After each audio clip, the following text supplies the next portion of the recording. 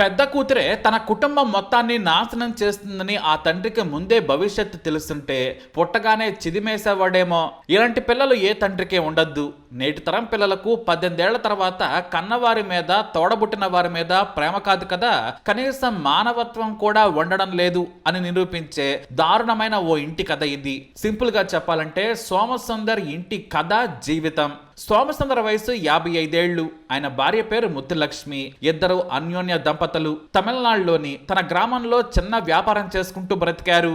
అయితే ఇద్దరు ఆడపిల్లలు పుట్టిన తర్వాత వారి ఆలోచనలు మారిపోయాయి. పెద్ద కూతురు శ్వేత చదువులో చాలా చురుకుగా ఉండేది. తాను పెద్దయ్యాక విమానం నడుపుతానని చెప్పేది. చిన్న కూతురు సుప్రియ ఆటపాటల్లో ముందుండేది. ఇద్దరు పిల్లలకు మంచి భవిష్యత్తు ఇవ్వాలనుకున్నారు ఆయన.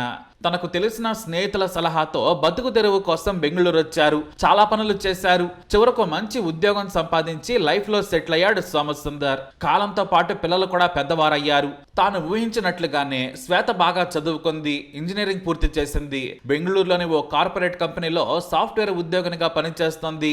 దాదాపు 2 ఏళ్లుగా జాబ్ చేస్తుంది. అయితే ఏడాది క్రితం ఆమె నల్లూరు హళ్లిలోని ఇంటి నుంచి తన ఆఫీస్కి వెళ్లి రావడం ఇబ్బందిగా ఉంది. ఈ ట్రాఫిక్ లో నేను వెళ్లి రాలని చెప్పింది. కాబట్టి కంపెనీ దగ్గరే ఫ్రెండ్స్ తో ఫ్లాట్ కు అద్దెకు తీసుకుని ఉంటానని చెప్పుకొచ్చింది. అయితే తాము కూడా వస్తామని తండ్రి చెప్పాడు. ఆమె వద్దని వారించింది. అయితే తన కూతురు నిజంగానే ఆఫీస్కి వెళ్లి రావడంలో ఇబ్బందిగా ఫీల్ అవుతుందనుకున్నాడు సోమసుందర్. కుటుంబం అంతా సరేనంది. మరోవైపు సుప్రియ కూడా కాలేజ్ చదువు పూర్తి చేసుకుని మంచి జాబ్ చేయాలని ప్లాన్ చేసుకుంది. కుటుంబం అంతా సెటిల్ అయిందనుకున్నారు. ఎప్పుడో తాను కొన్నేళ్ల క్రితం బెంగళూరుకు వచ్చి ఓ చిన్న ఇల్లు అయితే కట్టుకున్నాడు సోమసుందర్. ఆ ఇంటి ద్వారా అద్దె కూడా వస్తోంది. లైఫ్ చాలా హాయిగానే కొనసాగుతోంది.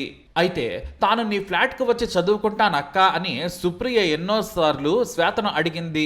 వద్దని వారించింది అక్క. ఇటు నీ ఫ్లాట్ అడ్రస్ చెప్పమని అడిగినా కూడా చెప్పేది కాదు.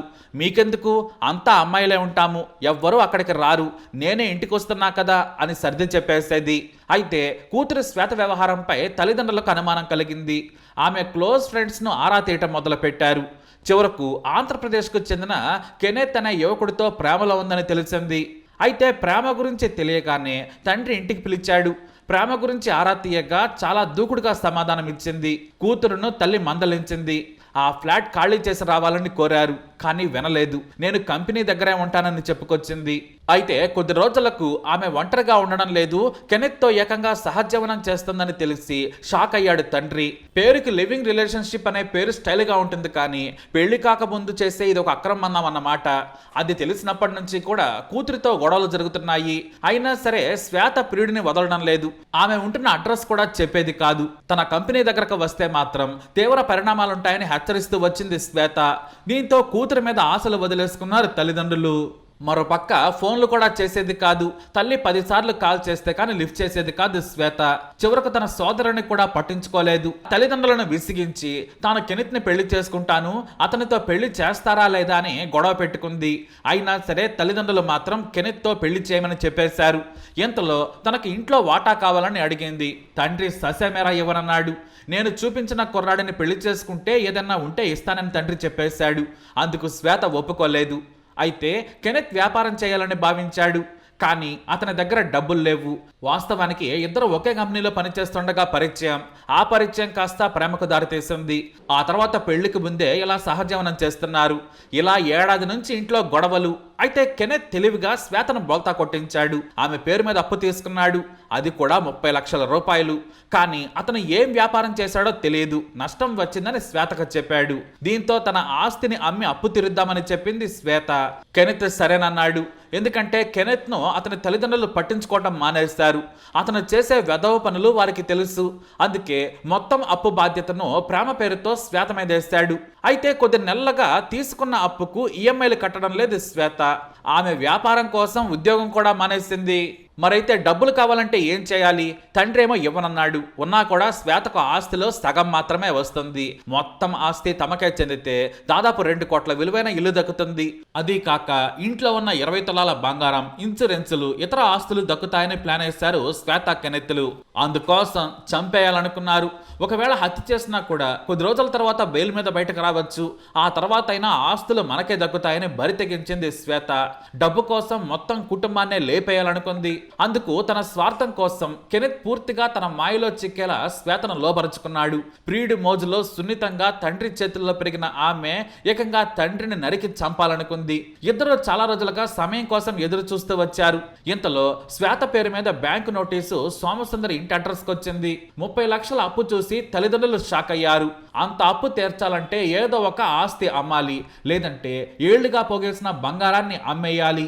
అసలు ఎంత అప్పు ఎందుకు చేసిందో తెలుసుకోవాలనుకున్నారు. తండ్రి కాల్ చేసి గట్టిగా నిలదీశాడు. ఎక్కడున్నావని నిలదీస్తే సి గేహళ్లిలోని సాయి గ్రీన్ అనే రిచ్ అపార్ట్మెంట్లో ఉంటున్నానని చెప్పింది శ్వేత.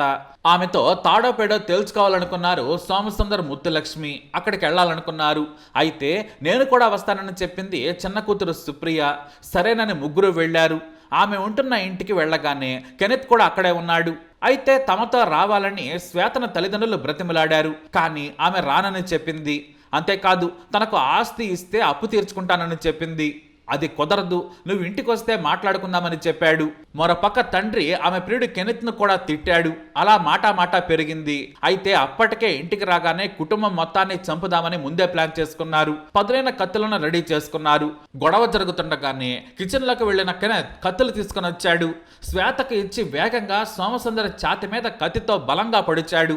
ఆ తర్వాత సుప్రియ తన తల్లిని పొడిచింది. అడ్డుకోబోయిన సుప్రియను కూడా కత్తితో మెడ మీద పొడిచాడు కెనెత్.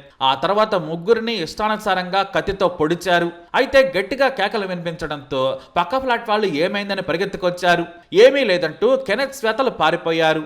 కానీ తలుపులు తీసే ఉండడంతో పక్క ఫ్లాట్ వాళ్ళు వచ్చి చూడగా రక్తపు మడుగులో పడి ఉన్న ముగ్గురిని చూసి భయపడ్డారు.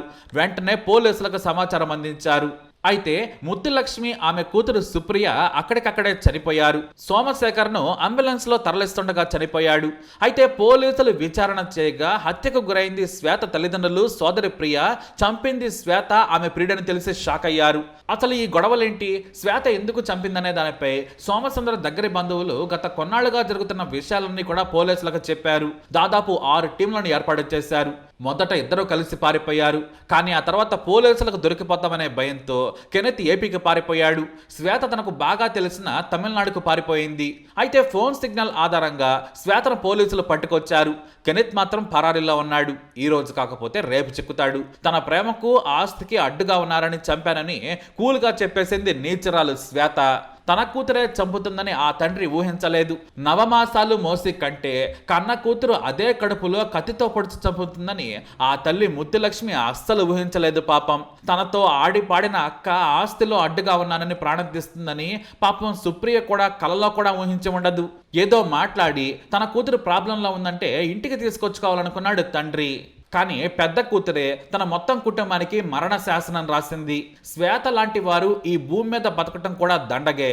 మరి మీరేమంటారు? మీ అభిప్రాయాన్ని కామెంట్ ద్వారా తెలియజేయండి. ఈ వీడియో అప్డేట్స్ కోసం మా ఛానల్ ఫాలో తప్పకుండా సబ్స్క్రైబ్ చేసుకోండి.